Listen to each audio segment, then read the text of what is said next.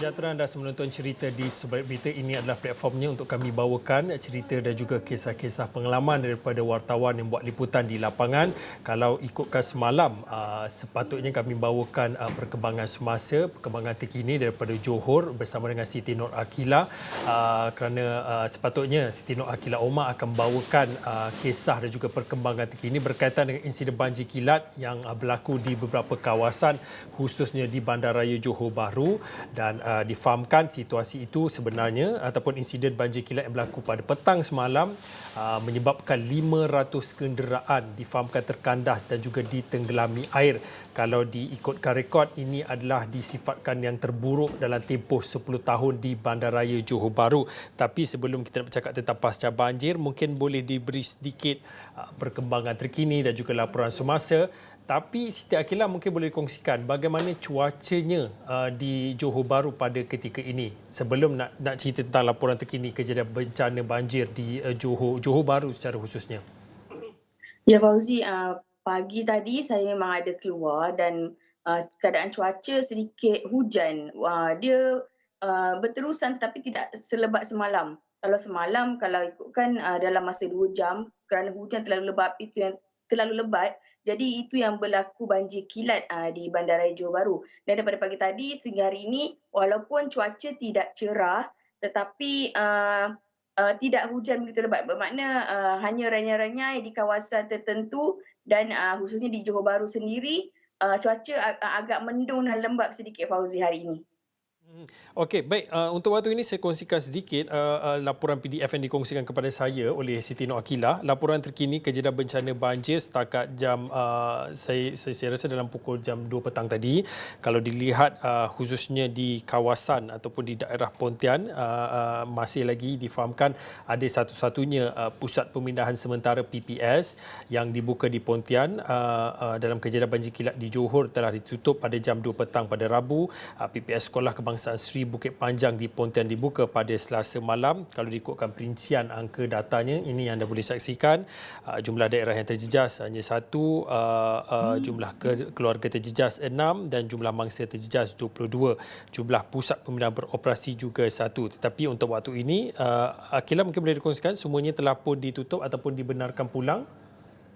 Ya betul Fauzi, salah satunya pusat pemindahan banjir di Pontian yang dibuka untuk banjir kilat pada ketika ini telah ditutup pada jam 2 petang tadi, yang mana pusat PPS ini telah dibuka pada malam tadi berikutan dengan banjir kilat juga di Pontian selama 2 jam dan 22 orang penduduk daripada 6 keluarga telah dipindahkan di SK Sekolah Kebangsaan Sri Bukit Panjang di Pontian dan keadaan di sana semakin pulih, air telah surut dan apabila ada rakan media yang membuat tinjauan di PPS Terbabit juga apabila sampai ke sana dalam pagi tadi, kebanyakan warga ataupun mangsa-mangsa banjir yang berada di sana telah pulang ke rumah masing-masing dan mungkin mereka ada mengemas rumah dan sebagainya, risau dengan keadaan banjir.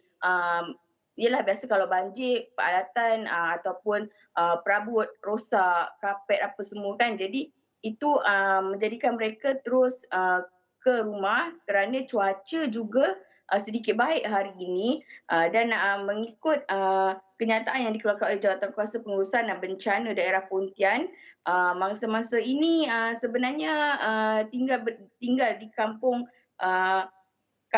Bukit Panjang yang mana kediaman mereka telah dinaik air dan bertembung pula dengan air pasang besar Fauzi. Itu yang berada di Pontian, tetapi apabila saya tadi pagi juga saya sempat round-round sekitar Bandar Johor Bahru dan melihat keadaan di Bandaraya Johor Bahru sendiri. Saya dapat lihat skuad kilat MPJB juga bersedia di tepi-tepi jalan ataupun di bahagian-bahagian persediaan mereka di Bandar Johor Bahru itu sendiri bagi sekiranya ada berlaku banjir kilat lagi, mereka akan bersedia membunyikan siren kerana apabila kita melihat balik situasi banjir semalam Fauzi, sebenarnya kawasan yang banjir itu adalah kawasan tempat letak kereta tau. Jadi mereka yang meletakkan kereta di situ, mereka bekerja di bangunan yang tinggi. Jadi apabila hujan lebat, kadang kita berada dalam bangunan tak perasan hujan, tak dengar. Jadi bila tengok je, oh air dah naik sampai ke tayar. Apabila kita tak dapat nak bergerak kerana keadaan parking kereta apabila telah ditenggelami air, dia kereta banyak kan, jadi kita kalaulah saya berada di tempat mereka pun saya tidak boleh mengalihkan kenderaan kerana dengan keadaan seperti itu, Fauzi. Mungkin ini situasi yang berbeza apabila kita bercakap tentang banjir kilat di Pontian dan juga di bandar di Johor Bahru, dan yang viral ataupun yang tular semalam, gambar-gambar ataupun video-video yang dikongsikan di platform media sosial sudah tentu melihat kepada kenderaan yang tenggelam ataupun digenangi air bah. Mungkin boleh saya nak tanyakan tentang perkara itu. Kalau diikutkan angkanya lebih kuranglah 500 kenderaan yang tenggelam banjir kilat semalam. Kesemuanya sudah dialihkan ataupun bagaimana? Ya, ada kebanyakannya telah dialihkan, tetapi ada juga beberapa kenderaan yang mungkin mereka ada ketika Bandaraya Johor Bahru ini sebenarnya sedikit unik kerana ada pekerja-pekerja ataupun pekerja-pekerja Malaysia di Singapura yang meletakkan kenderaan mereka di satu kawasan untuk diparking dan mereka bekerja. Ada masa mereka tidak boleh balik ataupun ada kekarangan di sana dan mereka meletakkan kenderaan di situ. Yang itu mungkin kemungkinanlah itu adalah golongan-golongan seperti itu. Mereka tidak sempat mengalihkan dan tidak boleh pulang. Jadi mereka masa yang agak sedikit lama mungkin. Ada beberapa lah kenderaan yang tidak dialihkan tetapi kebanyakannya telah dialihkan dan saya ingin bercerita Fauzi, berkongsi dengan Fauzi. Apabila bercerita pasal banjir kilat ni, semua orang tidak bersedia sebenarnya, Fauzi. Kerana ia adalah banjir kilat yang 10 tahun dan 30 tahun ini dia adalah yang terburuk sekali ataupun yang paling buruk sekali di bandaraya sendiri. Yang mana semalam saya dapat melihat bukan sahaja dalam kereta, Fauzi, air tu bergenang. Dalam bonet pun ada air. Dapat bayangkan walaupun air tu sekejap naik, tetapi kerosakan meninggalkan kesan yang banyak, yang besar terhadap penduduk Johor Bahru itu sendiri, Fauzi. Akila, mungkin boleh dikongsikan, mungkin ada sama ada rakan-rakan ataupun kenalan ataupun yang sesiapa yang Akila kenal yang turut serta ataupun yang terjejas juga akibat insiden banjir kilat semalam, ada mereka ceritakan secara peribadi kepada Akila? Kita bukanlah kenal secara rapat, tapi bila soal wartawan ini, selain daripada kita bercerita di atas kertas ataupun menaip dan dibacakan di berita, ada juga daripada sisi lain yang kita nak tahu. Selalu ke parking kat sini kan, macam soalan-soalan tu macam untuk diri kita sendirilah, Fauzi, sebenarnya. Bila kita tanya, bang, selalu ke parking kat sini sebab yelah kawasan tu, kawasan bandar ni, kawasan parking dia tak banyak, Fauzi, memang limited lah. Ada masa mereka terpaksa parking di kawasan yang banjir seperti dalam gambar ni. Kalau Fauzi dapat, kalau penonton dapat lihat sendiri, di mana ada kawasan-kawasan yang mereka biasanya parking dekat kawasan dalam bangunan, tetapi pada ketika itu nak jadikan cerita, dia terpaksa parking kat situ. Jadi dia berkongsi, ada kereta yang dah habis bayar, ada kereta yang belum habis bayar lagi, ada dalam guna baru 5 tahun, ada yang baru bekerja 2 hari di kawasan itu dah terlibat dengan banjir. Itu antara keluhan yang dikongsikan kepada Fauzi.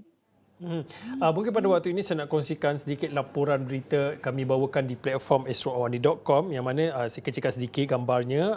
Tajuknya ialah banjir Johor tambah peruntukan khas PBT tubuh jawatan kuasa. Ini kami petik daripada apa yang dinyatakan oleh Adun Puteri Wangsa yang mana beliau menyatakan kerajaan negeri Johor digesa untuk mengambil sikap proaktif dan juga bersiap sedia dari awal bagi menghadapi bencana banjir kilat yang kerap berlaku sejak kebelakangan ini.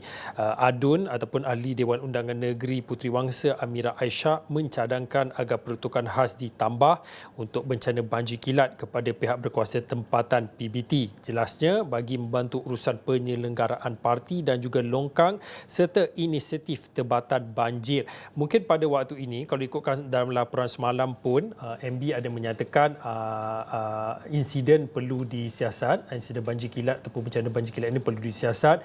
Malah dalam kenyataan berasingan oleh Dewan Bandaraya JB pun ada mengatakan hujan lebat tahap merah sebenarnya telah pun dikeluarkan. Bagaimana ataupun perkembangan berkaitan dengan punca kepada insiden banjir kilat telah pun diketahui ataupun bila agaknya media ataupun wartawan-wartawan khususnya yang berada di Johor dapat tahu punca kepada insiden banjir kilat ini kalau dimaklumkan kepada media?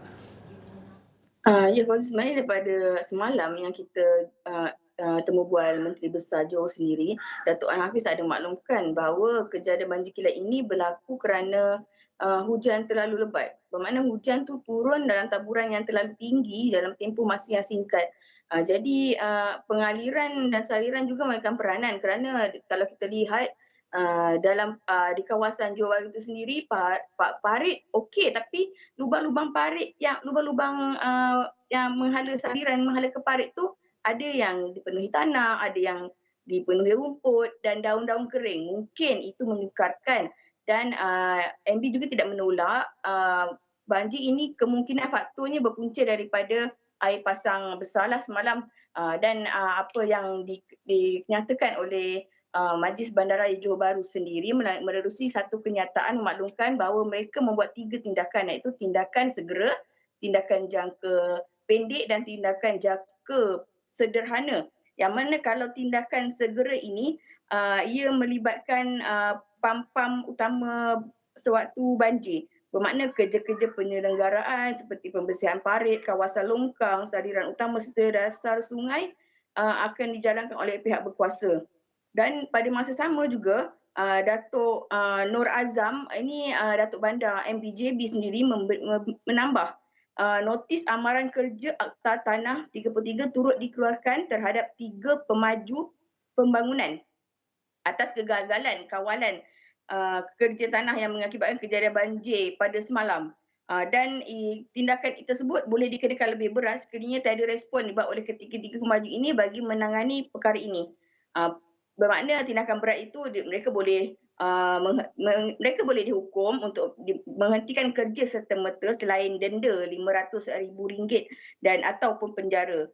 Dan daripada sudut lain juga pihak MPJB ada meneliti cadangan menyediakan pam baru di kawasan bandaraya ini supaya aliran air dapat dilepaskan dengan lancar ke Selat Tebrau, terutamanya ketika air pasang tinggi seperti kejadian semalam, Fauzi. Okey, baik. Terima kasih kepada Siti Nur Aqilah Omar, Wakil Isra Awani di Johor yang membawakan perkembangan semasa melihat kepada insiden banjir kilat yang melanda beberapa kawasan khususnya di Johor Bahru, dan juga dilaporkan juga insiden yang sama berlaku di kawasan Pontian. Nanti kalau ada perkembangan lain berkaitan dengan insiden yang sama boleh dikongsikan di platform esrawani.com.